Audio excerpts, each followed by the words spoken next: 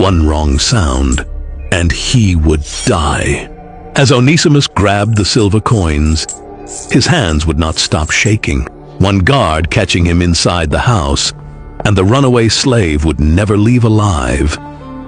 A young slave was risking everything for one chance at freedom, but escaping the house would become the easiest part of his journey, because he was convinced to go back to the same master he had once betrayed.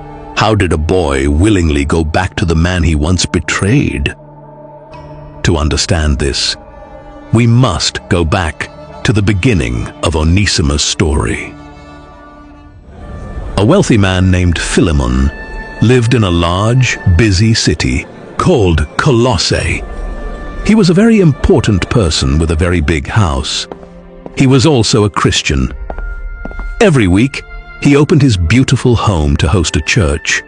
People would gather in his courtyard to sing songs. They would share meals together. They would listen to stories about Jesus. They talked about how God loves everyone equally. But when the church service ended, the beautiful words stopped. The guests went home, and Philemon went back to being a Roman master. And in that big house he owned a slave. His name was Onesimus. Under Roman law, Onesimus was not considered a human being. He wasn't a person with feelings, dreams, or rights. The law saw him as property. He was a living tool, just like a broom or a plow, but with a voice. In fact, his very name, Onesimus, meant useful. He was only kept around because he could work. Imagine what it must have been like for him. Every week, he would stand quietly in the corner of the room, holding a pitcher of wine or a plate of bread. He would listen to Philemon and the guests talk about how God brings freedom and love to the world. But as soon as the meeting was over, he was ordered back to the kitchens. He was yelled at. He was treated like an object.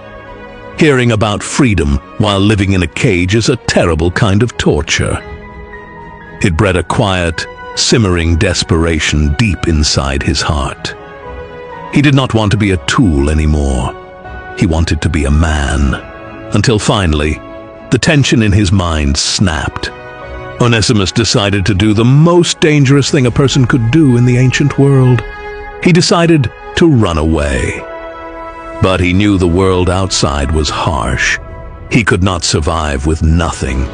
So, before he slipped out into the dark night, he crept into his master's rooms.